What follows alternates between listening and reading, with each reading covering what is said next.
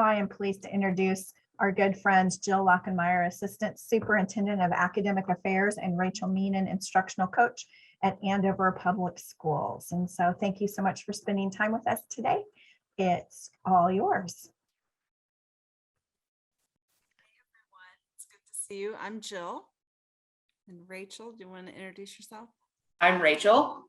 Perfect. I'll share my screen here and we'll talk a little bit about the Andover journey. Let me get things situated here. One of the things when we put this presentation, a lot has happened in the last few weeks. We have the redesign journey, and when you talk about redesign in action, I feel like for all of us, COVID has definitely been an opportunity to put redesign in action. And then one of our schools, Prairie Creek Elementary, had actually started the redesign process in 2019. And so they have experienced both COVID and now a tornado. And I want to talk a little bit. First, I'm going to show you the video of our reality and what happened Friday night. And then I wanted to connect that to redesign and how this entire process has actually helped us move forward. So we'll show the video here. Let me set this up a little bit. This is Prairie Creek Elementary. It's from inside the building, and it's literally just a few seconds after the tornado hit the building.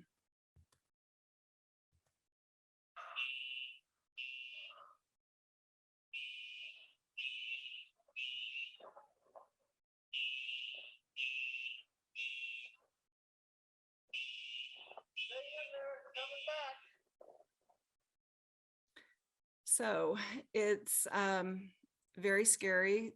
Thankfully, it happened in the evening time. And so there are only two people in the building, our executive director of operations, who is checking on the building, and a night custodian. And so we're very, very thankful of the timing of when it happened.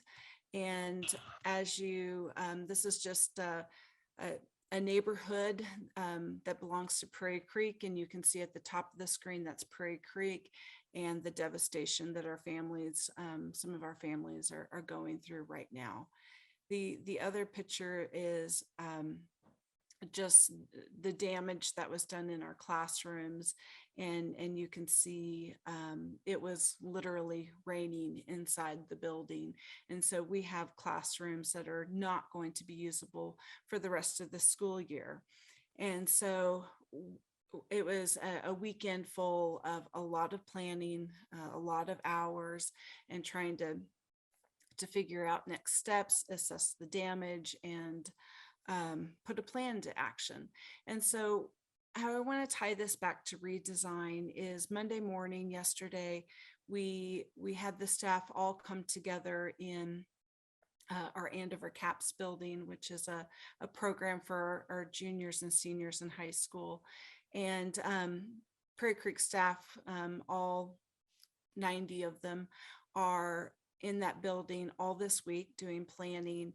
And we started off kind of the time together with this. And this comes directly from Prairie Creek's mission and their vision that they put together and that they worked on during the redesign process. And so I just want to point out, and the connection I'd like to make is that this work is valuable, and we see, you talked about relevance, CJ, and this is meaningful because this is who Prairie Creek is as a staff and a family, and redesign and the processes that we went through helped make this become so clear and transparent in terms of that vision that we have.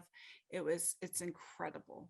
And so when we think about the whole redesign process as a district and how we were able to do this work and sustain this work, is that we very much didn't want this to be redesigned when we entered it all those years ago to be seen as a separate process.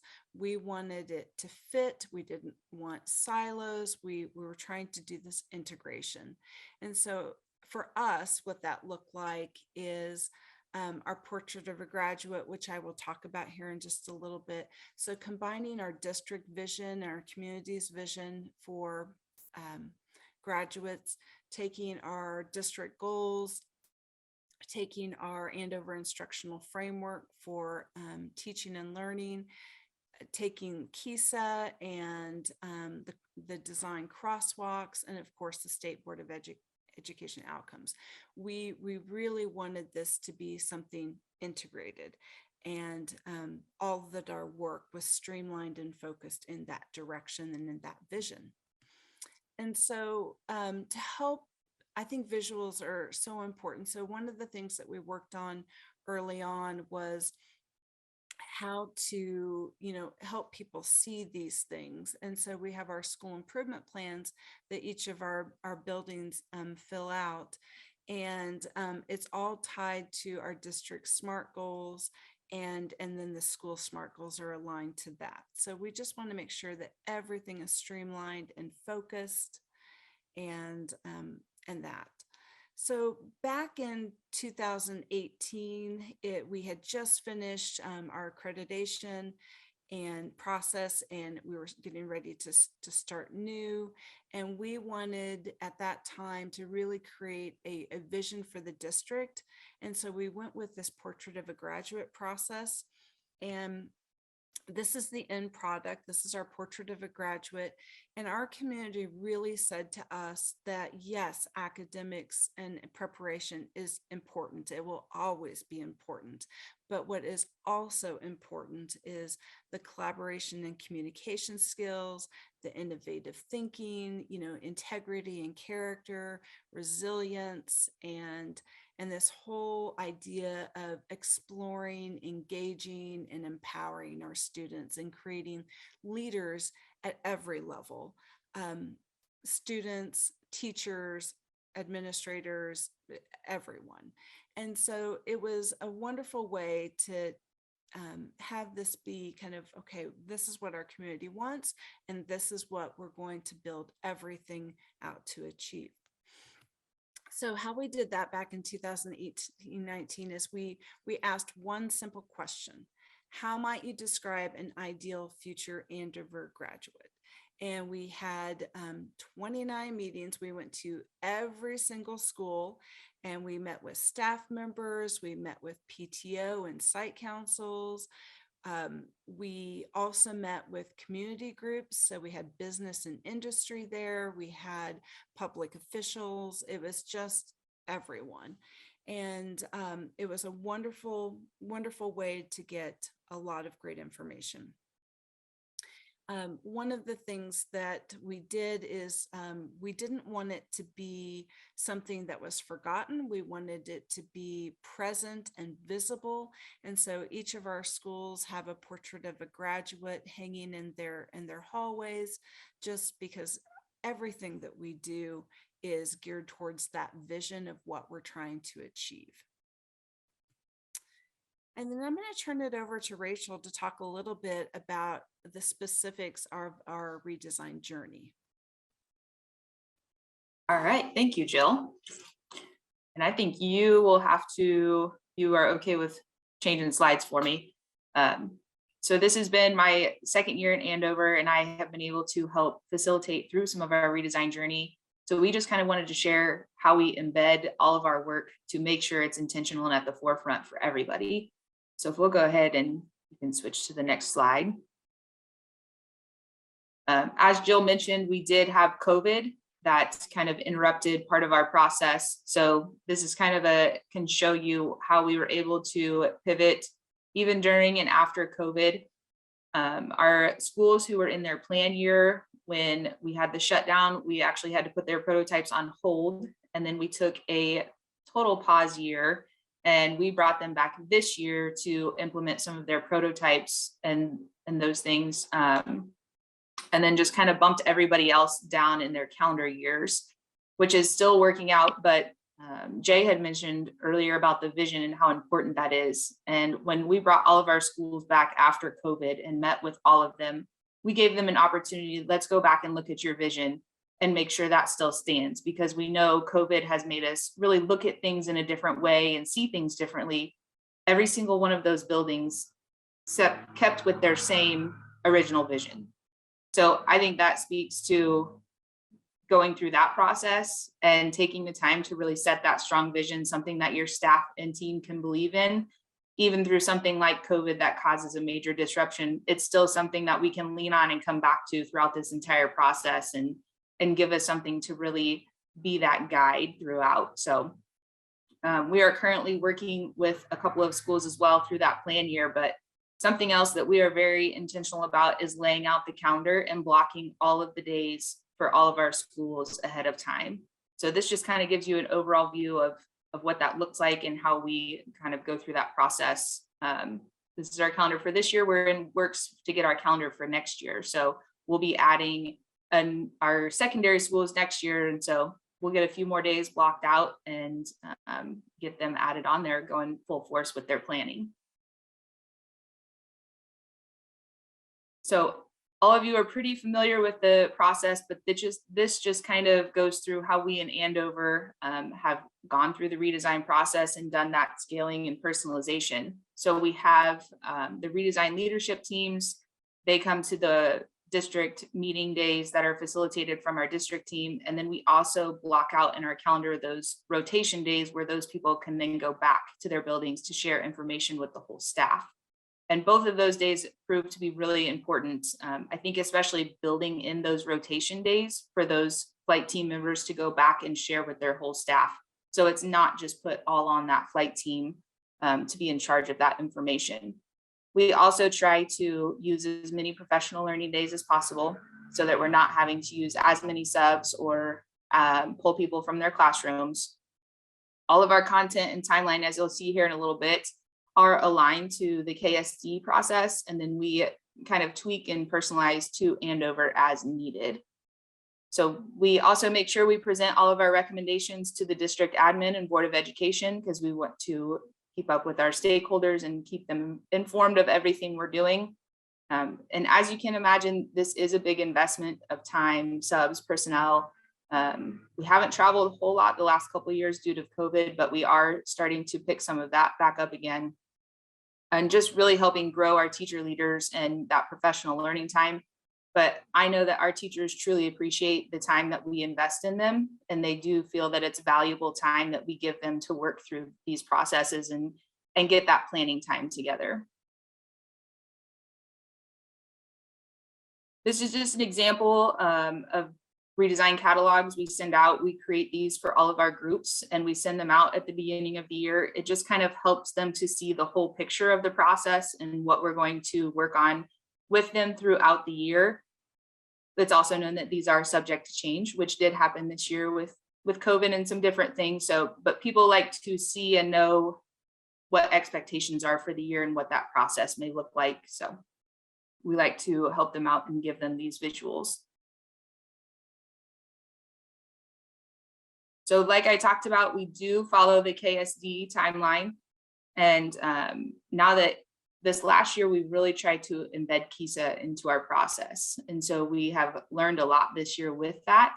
And we're tweaking along the way. So we're still kind of at times feels like building the plane as we're flying it in some ways. But we just have some pictures here to show kind of how we work through the processes. This year, we've been very intentional with our secondary schools. They are going to start their plan year next year, but we have set aside some time for them on professional learning days to really learn about the process, organize. All of our buildings coming into the plan process next year already have their building Y set. So really helping them see that this investment is important, making, like we've talked about, make that work sustainable for them.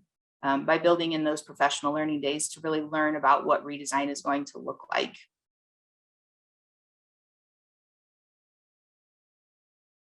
And like we've talked about, the establishing the why and the shared vision is an important piece of our work, getting that communication from all stakeholder groups. So you can see we have parents and teachers and kids all involved in that process here, and making sure we get that feedback from everybody, going through those communication plans, and then always making sure we communicate with stakeholders. Talking about design thinking, that's always built into our process. We use that a lot with our investigation teams for our goal areas. And again, the communication with stakeholders. So that just kind of shows some examples there of some processes we've used to help those groups with that. And then finally, the prototyping and the strategic planning for the budget decisions.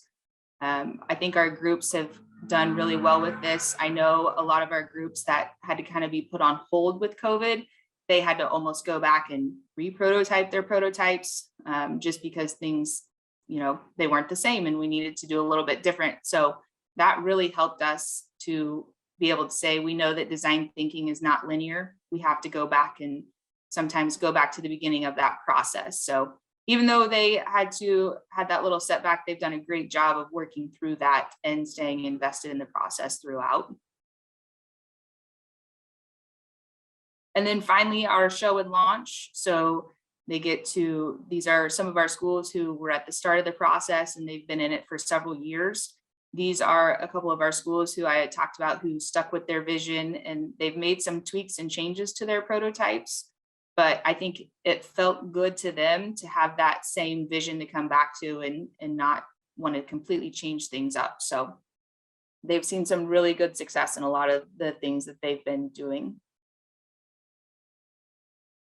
And like I've also talked about with our calendar, we do still continue to provide that support for our buildings through the launch year and ascent year. We feel it's very important if we're going to say that this work is important and we believe in redesign, we need to give them that gift of time and allow them to have that investment of time. So all of our buildings in the redesign process, no matter where they're at, they have days blocked on the calendar where they get to spend some time with our district academic affairs team. And we provide the professional learning for them. And as Jay talked about, schools keeping students at the center, we keep our flight teams and admin and staff at the center of what we do. And we're constantly asking for feedback from them and what did you like? What did you not like? What can we change for you so that we can make sure we're providing the absolute best support that is what's best for them. So, and I believe that is. And I will turn it back over to Jill. Sounds good. One of the things I wanted to mention to you is, yes, we do present things to the Board of Education, and ironically, next Monday, the 9th, Prairie Creek was supposed to give their redesign update along with Ecademy, which is our virtual school. And obviously, we will not be having them do that as a staff, but I think it's interesting. Rachel was talking about, I want to make 2 points here. Rachel was talking about how we are very intentional about weaving KESA and redesign into one and the same. That has been so incredibly important to us because we don't want people to see those things as different.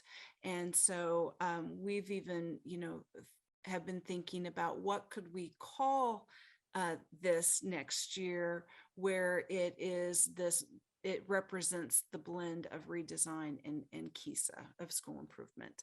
So something that we are still talking through and working through. When it comes to Prairie Creek, though, with their vision statement and their collective why, I want to loop this back to what they're experiencing in the moment. They are very much in a figuring things out stage and doing some massive planning, because when you think about you're not able to be in your building for the rest of the year, we have classrooms going to 4 different locations within our school district and community. And you don't have your supplies because they are all, what's being salvageable is in a box. And so it's hard. And yet I really feel that the redesign process has helped them, because they have their collective why, they have their vision for what they want for their students. They have looked through what can we do when it comes to the 4 redesign principles, and they have this experience behind them that regardless of the situation, in this case it happens to be a tornado, they are strong, united, capable, and resilient, and they have what it takes because of this. And I'm very thankful for that, because I think while this work of redesign is hard, it does truly prepare us for life in education. So I'll turn it over to Rachel for the Ecademy piece, because their journey is very unique and wonderful, and I'd like for her to share about that. All right, so as Jill mentioned, Ecademy is our virtual school. So here is their school vision. And they are very much focused on the student-centered process and being connected. They provide a lot of insight to how to connect with families, because they do things just a little bit different than our brick and mortar schools. So they know that they have to have that very strong family connection, parent connection, in order for their students to be successful, because their students are doing a lot of work from their home and not always in the building with teachers. And then they also, with that, need to be innovative and have that adaptive and have that flexibility. And their collective why. So as I kind of talked about, they really focus on that, creating the student-centered environment that fosters a connective and innovative education based on building relationships between students and staff. They have just recently created this flow chart to kind of help people understand what they're trying to do. I know that their homeroom piece is something over here on the right-hand side. That is something that they have added through their redesign process in order to help their students have one adult in the building that they can always go to. So they have those homeroom people, adults and teachers who are either reaching out to students or students reaching out to them as at least one touch point in the building. So if somebody is ever unsure, they know at least one person that they can have that contact with. They also are working a lot on doing the personalization, which they do a lot anyway, but really adding in the learner profiles with that, so that all the adults that work with the students have a better understanding of how that student learns, what their preferences are. And I know that's something that's been a work in progress for them, but they've seen a lot of good things come from that. And it's helped them to really understand who their students are and how they might learn best. And just to kind of give a snapshot of their school improvement plan, they have their goals here. And as we've talked about throughout, we've just really worked with our buildings to make this a part of their KESA and school improvement. So this is one school they had to tweak and adjust a little bit, because when they originally set their redesign goals, we hadn't necessarily implemented everything with our KESA yet, but they have worked really hard and they have plugged in their goals and their strategies and all of their evidence into the KESA and the school improvement plan for the district. So they've just done a really nice job of making all of that come together. And I think it feels better for them, because they know now, okay, we're on this goes with our KESA cycle. We're on this plan for, 3 more years, but we can carry some of these things over in the future if we need to. And so they've just done a really good job of bringing those two things together in that aspect. And I will turn it back over to Jill to talk about some field trips. Yes, with field trips, we haven't obviously been able to do much with COVID, but prior to that, we did take teachers on field trips, because one of the things we knew to be important is to be to be able to see different things, experience different things, learn from others, and to be able to do that. It's critical, it's vital, and we plan to continue that. In terms of keeping our community up to date, we do that in a couple of ways. One of the ways is we put this, it's like a magazine. It's called Andover Update. We put it out 3 or 4 times a year. And so these are just some examples of how we have shared information with our community about different initiatives and projects going on. And then I guess we'd just like to turn it over to you all and see if you have any questions for us that we could help address.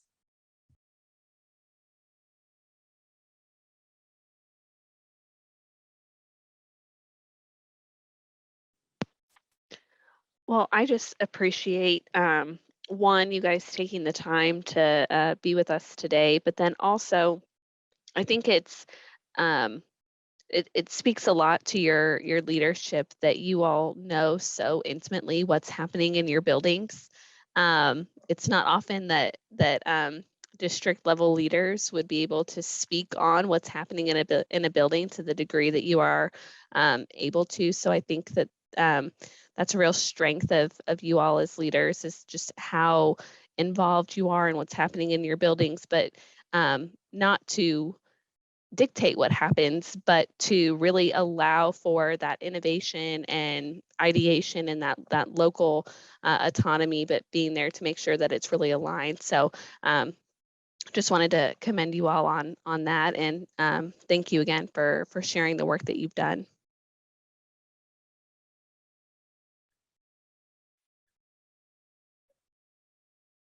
We always have such a shy group on Zoom.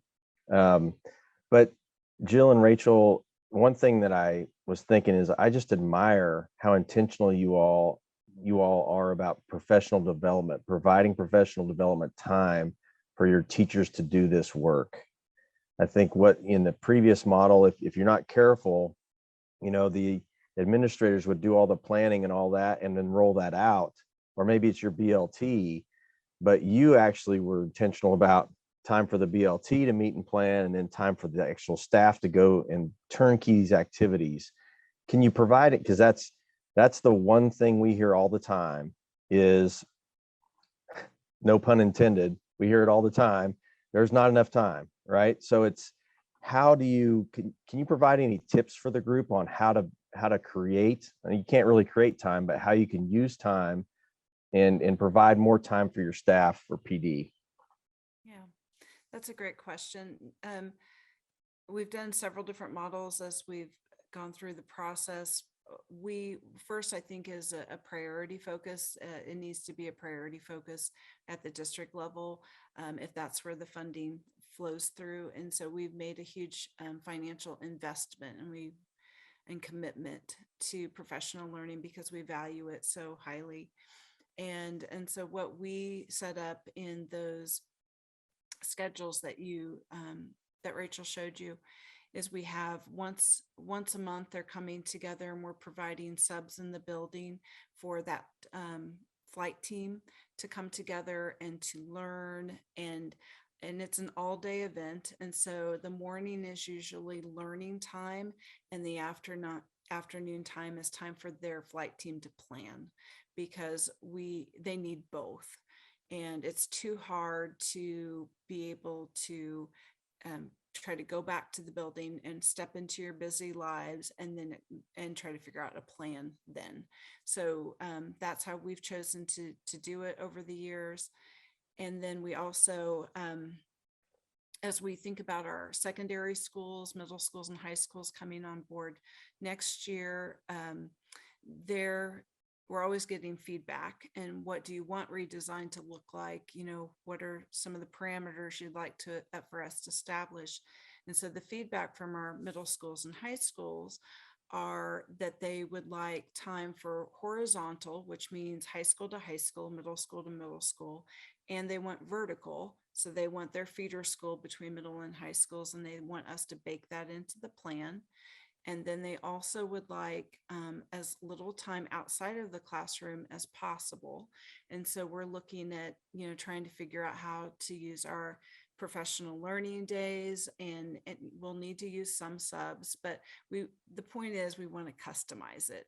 What does the school need? How do they want to operate? And how can we provide that as a district? Rachel, what else might you add about that? I would just say, on top of blocking out the days for the flight team, we also block out the days for their building rotation days ahead of time. So those are automatically in our redesign calendar. They don't always need the whole day. It's up to the flight team how much time they need to meet with their staff and what information they feel like is the most important to share to help keep everybody on the same page. But I think that's another important piece of that, is to just have those days ready for them. And they always have the option to not use them. So if they feel like they can get it done during a staff meeting or other time coming up, that's always an option. But I think that helps keep the process going and keep everybody invested. I guess I would like to know, so like I'm thinking of the configuration in our district. We have our building leadership team, and then we have our district leadership team. So in your district, are those serving on the building leadership team, the redesign team leaders then that serve at that district level and bring that information back to the buildings? We may call things a little differently than you. So let's see. In our schools, most of them, at least before the redesign process, will have what they call a school improvement team, and then they have a flight team. And in some cases, the schools choose for those teams to be different. And other schools, when they're going through the redesign process, they want that just to be one and the same. So we have both models in our district, and it really is dependent upon the school and their capacity for leadership and those who want to serve and time. Does that help address your question? Okay. It's really good stuff. How do you all go about, because we started off with investigation teams, and then, of course, last year and the year before, but just thinking about reinstituting those this year. How do you all go about keeping staff members accountable, for lack of a better term? So I would love to be able to get back. I read somewhere where teachers can be expected to change about 10% of their practice a year. And so I would love to give them 10% of PD back to them to do that. And I actually, when we were down in Andover for that leads conference, they had this problem of practice that I thought was really great that was presented there. So I'd love to do some of that, but how do you go about making sure that they're accountable to that time to be bringing those things forward, and then, putting those things into the classroom on something that they want to work on related to redesign within your building? That's a great question. We already, as part of our professional learning days, we already have a half-day professional learning day that is what we personalized learning, individualized professional learning, whatever you want to call it. And how we do that process is the teachers, it's very simple. They just say, I'm interested in learning about blank. And then they share that with their principal. And so there's accountability about at least what they're learning. And then some schools choose to have almost like a show and tell of here are the cool things I learned when I was exploring this. And so that's a simple way, because you obviously want it to be a time of sharing and not punitive or that type of thing. And so that's what comes to mind first.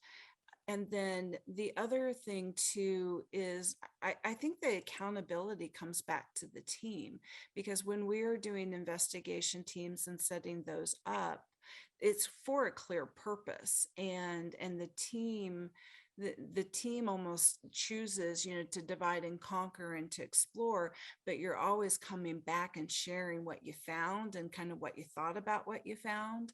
And so I think the accountability is almost inward, because you put a structure in place for the conversation to take place.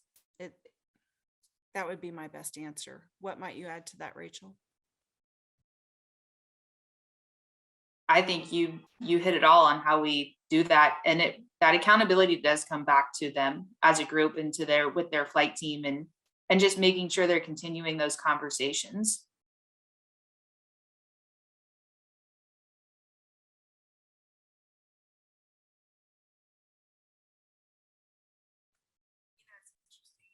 Investigation team. So our next version of redesign, if you will, to keep it fresh and going and whatever, is with our KESA goals. There are some pieces on there where we don't know the answers and we need to do some research.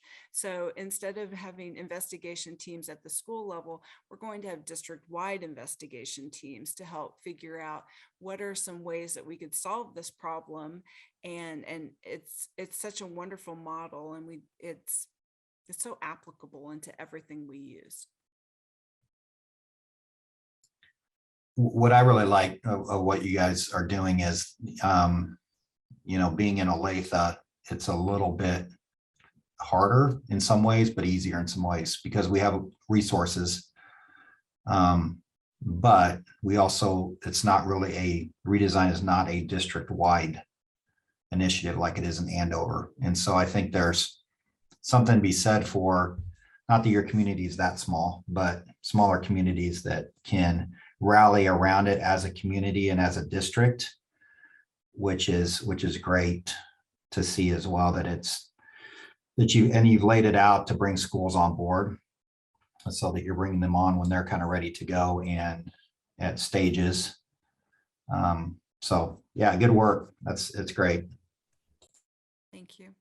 You're right. It has to be manageable, but even if you don't call it redesign, you can still implement these practices at every school, because it's the school improvement process. And so that's the beauty about the model that KSDE has helped us, create. So a question for the group, Jay, if I can jump in. We don't want to call it redesign after this year, because this is our last year. What are we supposed to call it now? Anybody can answer. I'm looking for something good to call it other than redesign moving forward, because it kind of becomes just part of what you do. So maybe, I don't know, what do you call it? You call it anything? Why don't you just call it design? You could call it school School improvement. design? School Yeah. design? You Yeah. could call it school improvement, but sometimes school improvement can feel kind of negative. Like, how much do you like it when you say, when someone says, "Oh, JJ, I've got an idea, you should improve X or Y." How does that feel?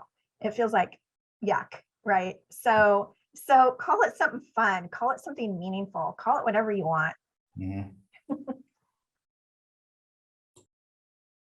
Okay, so, we all know what tomorrow is, right? May the 4th. So it's Star Wars Day. So it makes me think about the Mandalorian. And then it makes me think about what they always say in the Mandalorian. This is the way. It's the way, JJ. It's the way. I never You'll thought have to I would see the day when Jay would be quoting the Mandalorian. That is the highlight of my week, folks. Love that show.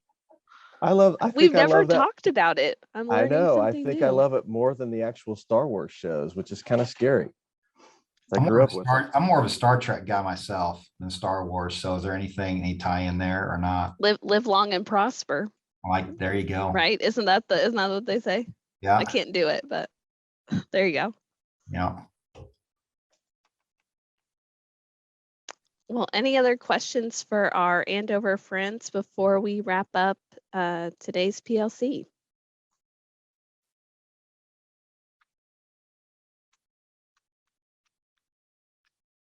All right. Well, thank you so much for sharing. I'm going to share my screen, and I think Tammy's going to lead us through our last poll. So today we've got Crystal Young. She's the Director of Special Programs and Redesign at Hutchinson Public Schools. And like I said before, Hutchinson is redesigning all of their schools in different stages. And the work that they're doing there is so exciting.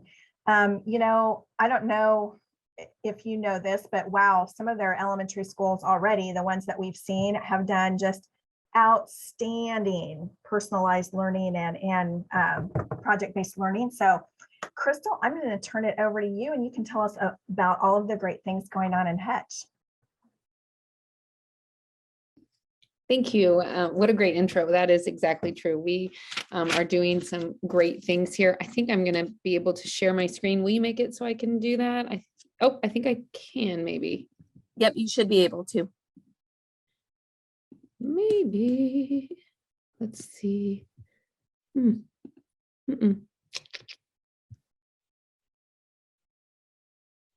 Interesting.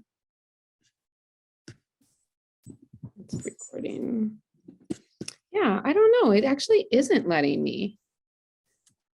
Can you email me a link to I your was like, presentation? click in the and I can- PowerPoint. It's there. Just open Okay. up the one that's in the PowerPoint and it's all good. Maybe I can use yours. Yeah, there you go.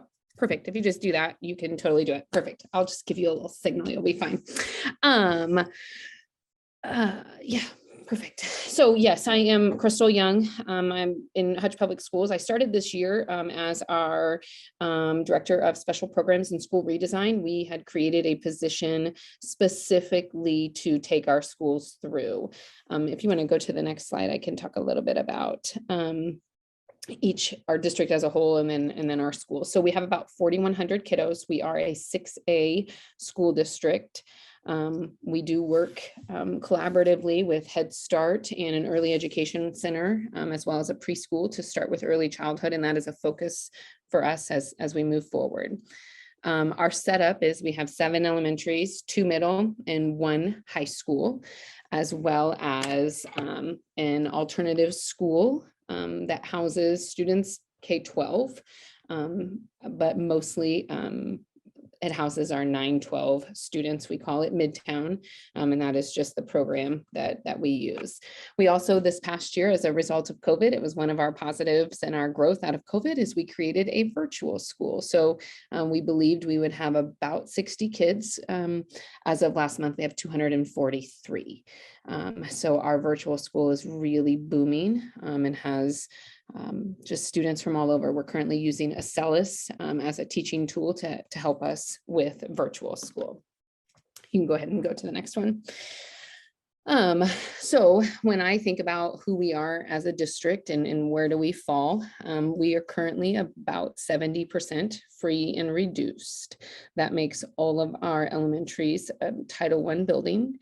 Our academics are struggling post-COVID. I presented to the board at the beginning of the school year this year, 68% of our students were below grade level in reading and about 52 in math.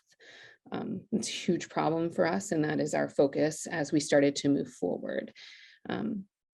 Talking about teacher retention and transition of leadership also is a big piece in our district. So when we really started to look at what does redesign look like, this is the why that as a district, we decided to kind of take this in. Our teachers were leaving to go to neighboring districts, which are very close to us, but they were getting $6,000 to $7,000 less in pay and 10-ish more students per class. So it was difficult for us to understand why they would be leaving us if we pay more and have less students. But we really started to look at our school system as a whole and what do we want to have happen and are we really meeting the needs of kiddos? So then we started to talk about transition of leadership. I have been at central office for 2 years. Our superintendent is leaving this year. We have had a curriculum director that left in October of this year. which is also our assistant superintendent. So Dr. Dawn Johnson took over that for this year, and she will be our superintendent next year. And I will move over into the HR realm and serve as our deputy superintendent.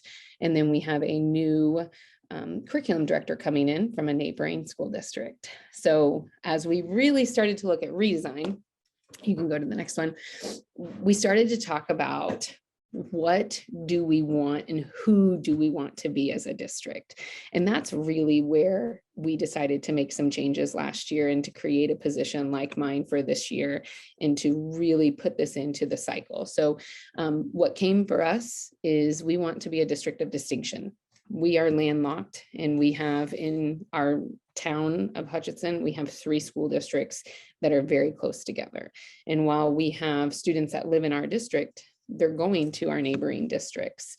And so we wanted to decide what makes us distinct, what makes people want to be here. We had already had a total of 3 schools go through the redesign process. One was in the midst of COVID. So we had 2 Apollo schools, 1 Apollo 2 school, and then now I'll get to what we have going on for Apollo 3. But those 3 schools were really standing out in our district. As Tammy mentioned, the personalized learning, the community involvement, the parent involvement.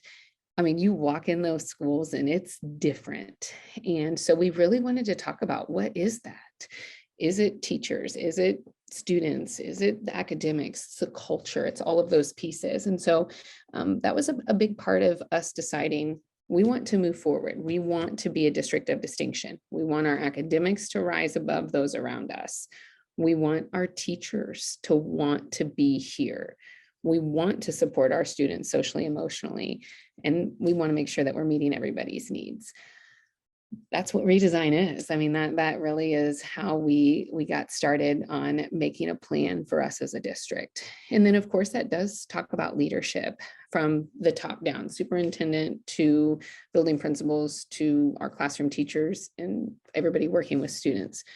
We needed everybody to be on the same page about what we wanted to have happen in Hutch Public Schools. We also know we want to be efficient. We are in the midst of declining enrollment like many others across the state. And so we want to make sure that while we want to provide this opportunity, we are still putting students first and using our taxpayers' dollars in an appropriate way. And then the last piece on who we want to be is we want to grow our own. We want to have the best leadership, have the strongest teachers, have the staff that can help all of our students be successful. And so that does take strong leadership and mentorship from the top down. And we're doing some different things as a part of redesign that allow us to grow some leaders. For example, we've implemented a position, I guess I would say a position next year for instructional coaching and admin intern. And this is going to give some people across our district an opportunity to have 50% of administration experience to help them be prepared for an administrative position. As a result of our efficiency study, we don't have enough students to have assistant principals, but this is a way that we can do that and kind of redesign the district as well as redesigning with students. Go ahead. Yep.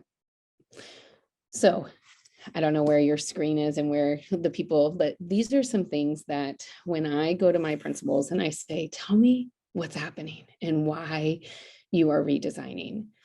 Here are some, I'll let you just read those for a quick second.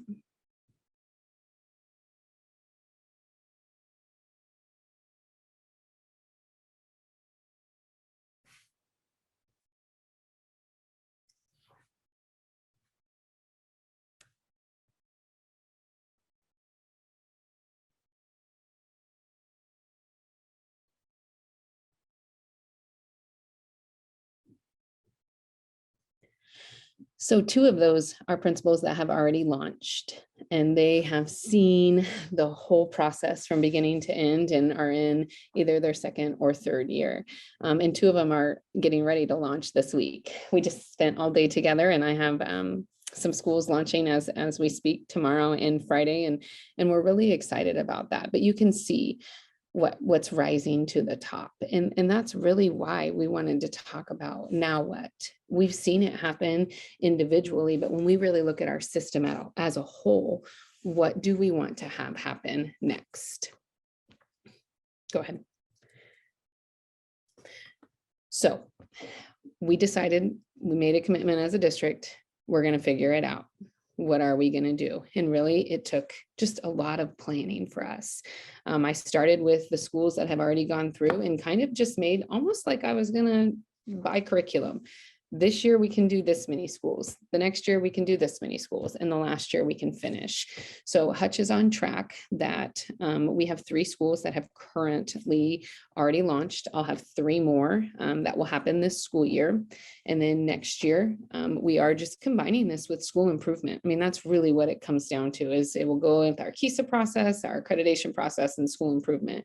But next year we'll take 2 elementaries, and then I have 1 middle school that will continue, and then our high school.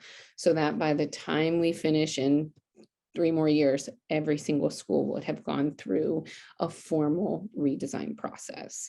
So what does that take from us as a district? Commitment, planning, and support.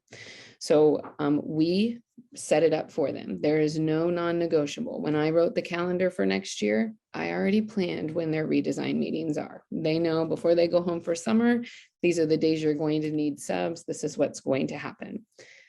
The next piece of that is the actual follow through. We have to hold them accountable. I need them present in those meetings. And sometimes when they're in district as opposed to a service center, people see it differently.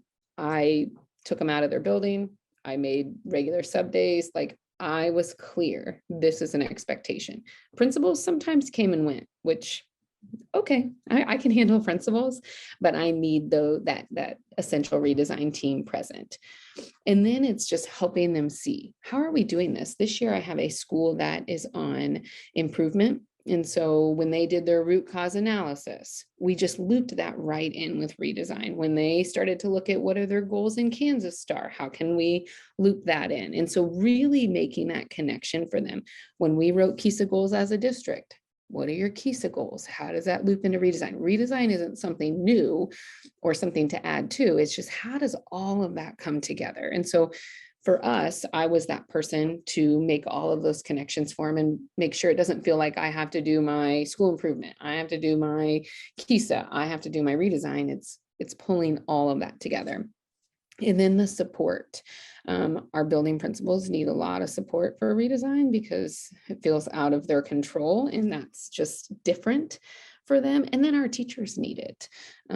It's sometimes difficult to be a pilot or a co-pilot with your peers when, as you start to really go through the process, it's a shift in your thinking, and then your peers are looking at that. So that's really the biggest piece for us as far as making sure we are putting it. We are delving into 7 habits, but it's a big rock. And so if it's going to be a big rock, we need to make sure that we are setting all the supports in place to have that piece. And then what do? What comes next for us? So we do have an upcoming launch. Today's Wednesday, so I have one of my middle schools will launch tomorrow, and then I have 2 elementaries launching on Friday. And I just spent all day with elementaries, and it does just warm my heart to see all the work that is coming together and all the data that comes through and the lack thereof. I mean, there's also times where we don't necessarily have the data that we think. And so we're like, okay, you know what? We're not ready to scale that. We're going to keep working. We're going to tweak something and then see what that looks like for us as we start the next school year. So next year we'll bring on, it's interesting just with the way this is changing. I'm going to just keep this with me, even though I'm in the HR world. It is kind of my baby too, and we created it from the ground up, so it's just easier for us as a team to keep that together.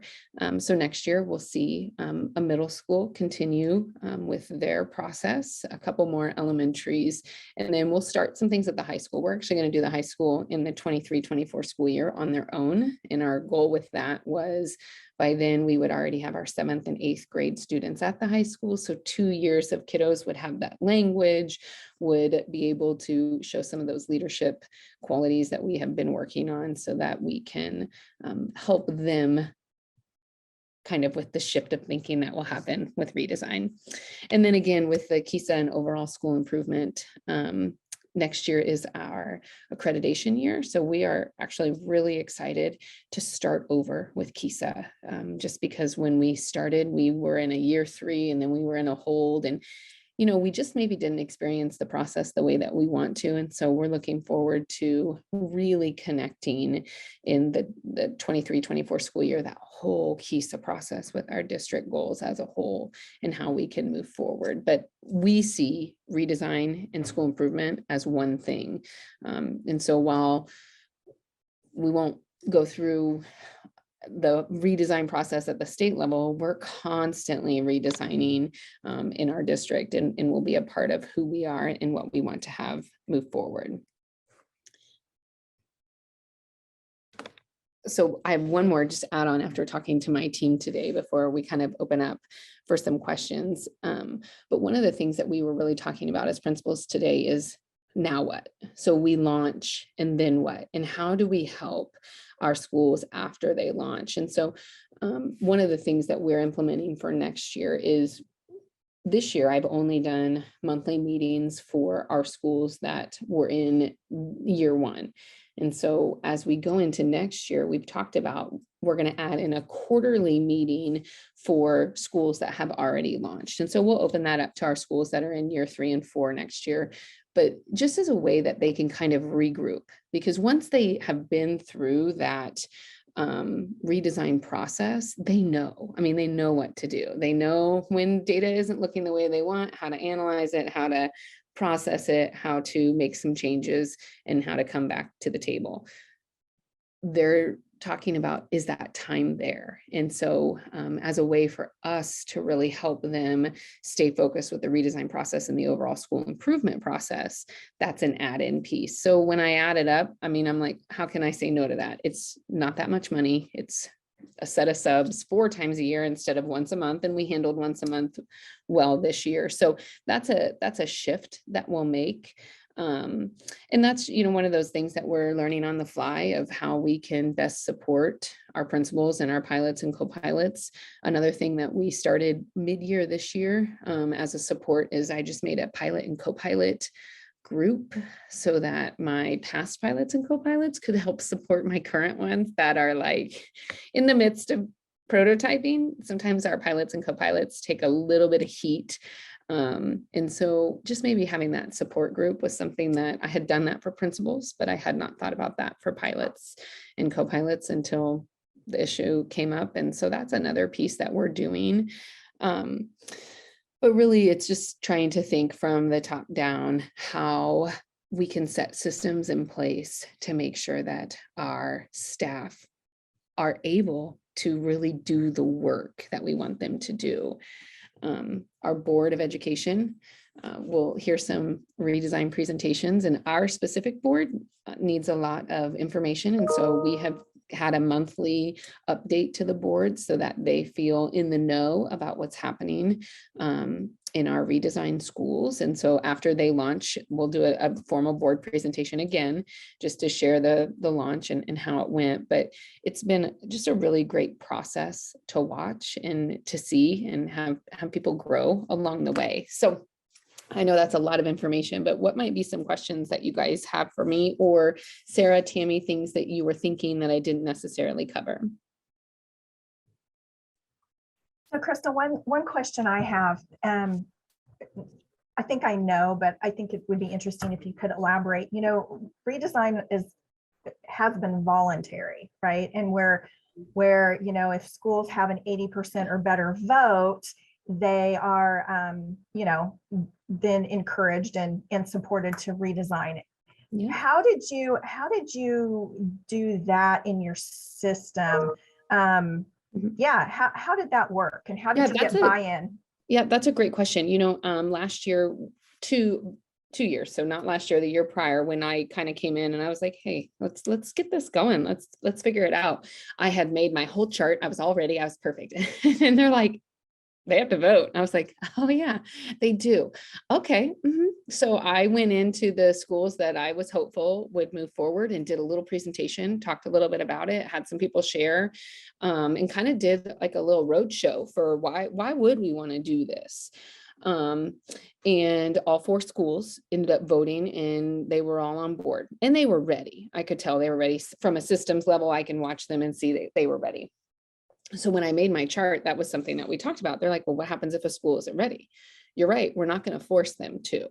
However, we want to show them what they want and what they like. We want them to intrinsically want it. So by the time now, I left 2 elementaries off this past year. And before we even had to say anything, they're like, can we get on next year? Yeah.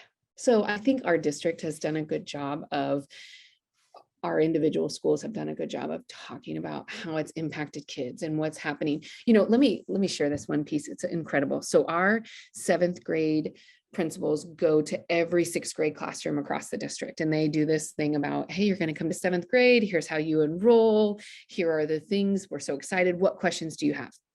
They sent me an email they were like, if you could have been at every school, they go to every single. They're like, kids are like, how do I get in my locker? What if I don't know what to do? I don't know where my classes are. Like, those are the types of questions. Can I be in the class with my best friend? That's what 6th graders say. Our 3 redesigned schools, she's like, you should have heard the questions. What leadership opportunities does your school offer for me? What clubs can I be a part of? How do you make sure that I get to do clubs and I turn in my homework? I mean, I was like, that is school redesign. Like, that's our poster board. That's what we need. Like, I can't imagine how next year will be when we're going to have 5 of our elementary schools that have produced kiddos that have that intrinsic desire. And I mean, that's what it's about. I mean, that's what we really want. And I think what I thought happened. People are looking around going, I want that. How do I get that? We'll help you. Come on in. So we'll still go through the formal vote. And I mean, I don't really worry about that, but we are going to keep the process the same that it has been. I have learned some things along the way this year that I'll tweak a little bit here and there, but the formal process will stay exactly the same. And I do believe we'll have the votes that we need in order to move forward. It's one of the really interesting, I had one school last year that they were like, we want it. And then they were like, we don't know if we want it. It was an 82% pass, which is low. I had 100% in every other school. They're probably my strongest school. Like, they had a lot of naysayers, and man, once everybody got it in like December, we were like, let's go. It was hard. It's one of those things where you really learn like grit.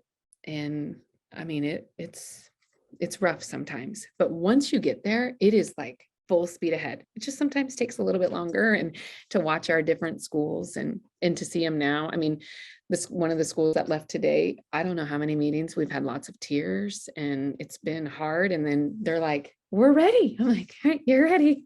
We're ready to go. So it's pretty incredible. But yes, in the end, they come around, and I don't believe we will ever have to force a school. The high school that is why we're waiting. I want to make sure they're on board. They have the largest staff. They also have the greatest capability to really shift some things for us and for our students. Sometimes the people that you think are naysayers are really just pragmatists, right? Like they just have to see a little bit of it, and then they'll come along. It's kind of hard for them to say, yes, when they don't really know what they're saying yes to. So yeah, that's really insightful.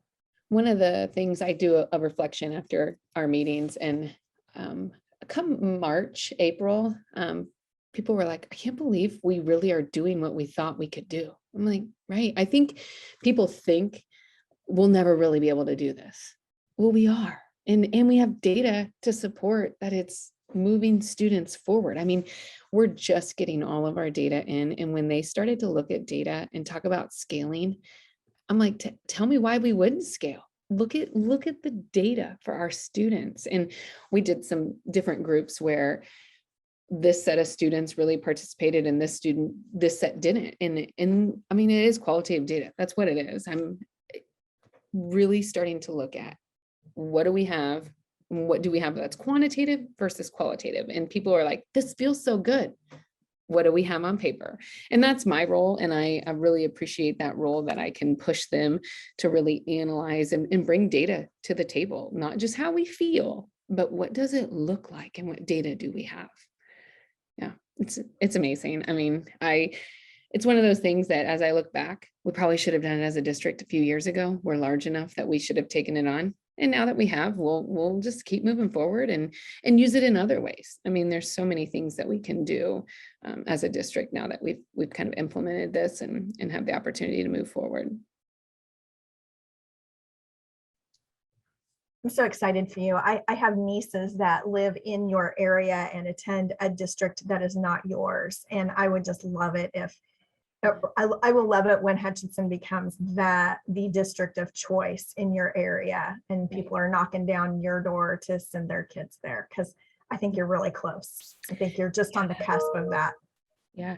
You know, I was a building principal in our district for a long time, and my kids always went to my school because why not? I'm a single mama and they're coming to school. So when I moved to central office, we also moved homes, and I was like, you're going to go to your neighborhood school. Their school is going through redesign this year, and I have a 6th grader. I can't tell you, that young man has just, as I'm talking as a mama, has blossomed into somebody that I'm like, I don't even know. Like, I'm so grateful that my kid has had an opportunity to experience what we're doing in our schools. And I have a 3rd grader who is shockingly different than my 8th grader, but I'm grateful he's there too, or my 6th grader, but it's incredible. If only people could see what happens in the walls of our school, everybody would send their kids here. And then that's our job, to tell our story, and we're working on that.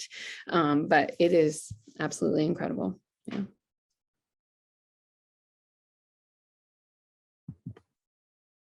Well, you do have a wonderful story to tell, Crystal, and I'm glad that you were able to share that with us.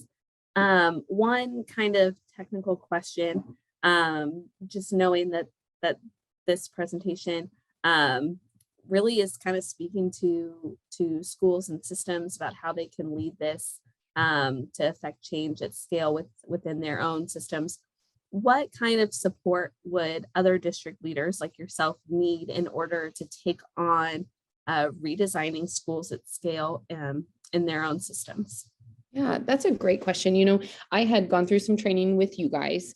And then I will also tell you, I still utilize my service center. So before we took this on, our teachers were going to ESDAC. And so Katie Perez was there and Ginger are still there. But I have utilized them multiple times. When I ran into a hiccup, I either reached out to you guys or I've reached out to Katie. I invited Katie along for our on-site visits. She's actually coming to our launches. I mean, I look at that as a partnership. We still work with our service center. We just chose to internalize the redesign piece. And that was really to sustain it long-term in our district and to kind of fold it over into school improvement and not just be, you're going to our service center to do redesign. We wanted to house that piece, but I have definitely continued a strong partnership with our service center. They have helped me when I don't know what to do. You guys have helped me. And then other districts. I went through some training with Andover. I've reached out to them, Wellington. There are other district leaders that are kind of in the same boat. And so I've found some people that when I am kind of wondering what I can do next, I reach out and definitely have that support. And then the support of my own team. You know, our superintendent is on board, our superintendent coming next year. They have to really support redesign as well, so that you're not just fighting that battle. But at this point too, with our KESA accreditation, there's really no way that you don't see those things coming together. Sometimes we have to do a little bit of teaching to help people see how it all meshes as one, but it definitely can all come together. And I do believe there are some great advantages of a district taking it on as far as sustainability and as far as making sure accreditation cycles all line up as well.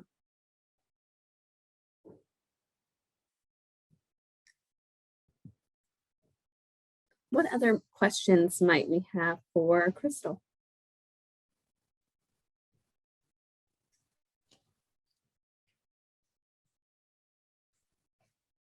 I'm still thinking about if I was an animal, what animal would I be? No one's ever asked me that question. I was just gonna say, Sarah, I wrote that down for my Me health too. class. Because I mean, we've been talking, so I took that from Sarah, Right. for what kind of animal, because they love doing that kind of stuff.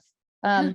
But Crystal, again, last month, amazing. I heard, got me all motivated. We were starting prototyping after launch and like we were getting everything going. And now I just hear like, okay, there are naysayers, and that's what we're dealing with so much right now, especially in May. And but they'll want to jump on when they see.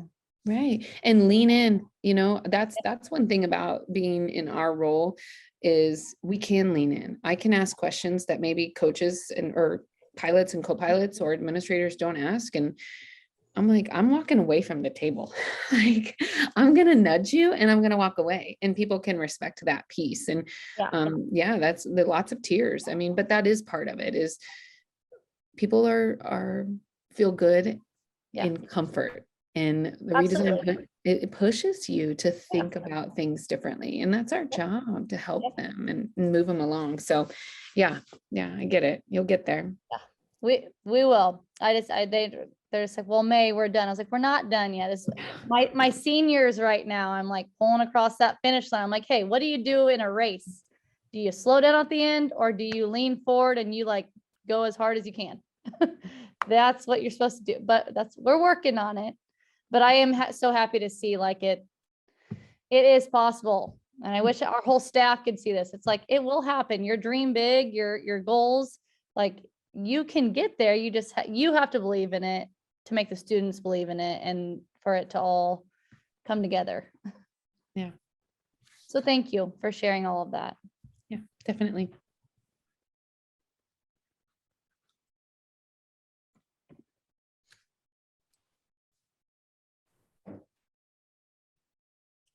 Well, I would just like to say that, Crystal, could you go ahead and repeat everything that you said, since I missed Right. all of this?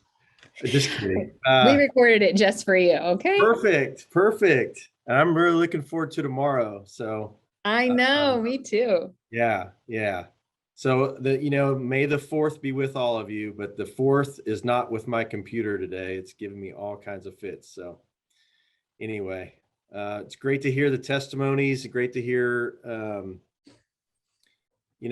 it is hard. It's a grind, but if you believe in it, Kelsey, I like how you said that. If you believe in it, anything can happen. So just got to keep plugging away, right? So sorry I missed out on all the great content. Again, it's recorded for you, Jay, just for you. All right, well, Sarah, I think we'll go ahead and pop back into the slides and go back to menti.com. The question is, how might you sustain ongoing engagement in your school redesign work?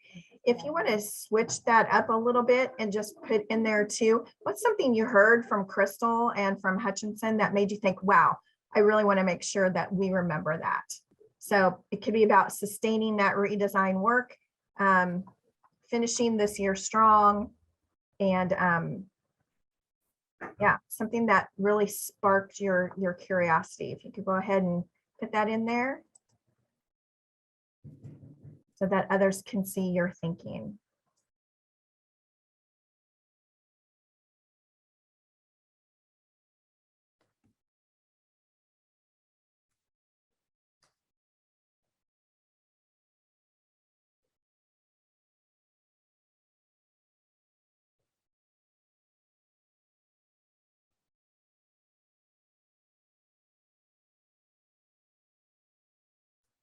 This is also good feedback for Crystal.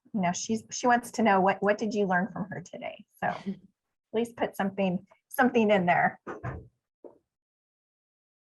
Planning. I think that was literally on your slide, wasn't it, Crystal? That to shepherd all of these multiple pieces and multiple schools is strategy and planning. Opportunities for leadership outside of administration. Yeah, you're kind of growing your own next gen administrators too by seeing, you know, which teachers can step up and kind of get that thrill of leading their colleagues. Yeah. Maintain excitement for the process, even when others have doubts. Yes, maybe they're not naysayers, maybe they're just pragmatists. So. Time, yes. Crystal was very intentional, and Andover said that too yesterday, that you can't expect schools to do this work without providing them the dedicated time to do deep, meaningful work. Absolutely.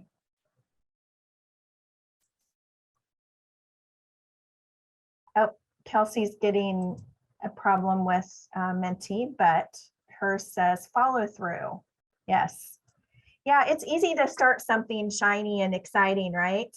It's hard to follow through when it gets hard and people are crying and you're like, yeah, you Well, just and want I to. think it's hard for me as an admin too. I mean, I had to follow through. It's difficult for me to be out. I do 2 days a month because I have elementary and middle, and given all the transition that was happening here, and I took on a different role, like I have to commit.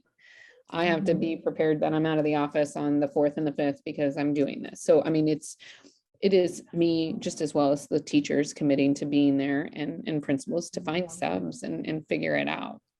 Yeah. Yeah, take time to celebrate the successes. You know, I think sometimes we're so, you know, when we talk about school improvement, it's always looking for the next thing to improve. Well, when you get into that kind of mental cycle, you start looking for the things that are wrong instead of the things that are right. So how do you, yes, of course, continually improve, but, you know, celebrate those successes in that journey. Very, very important and very motivating for your staff.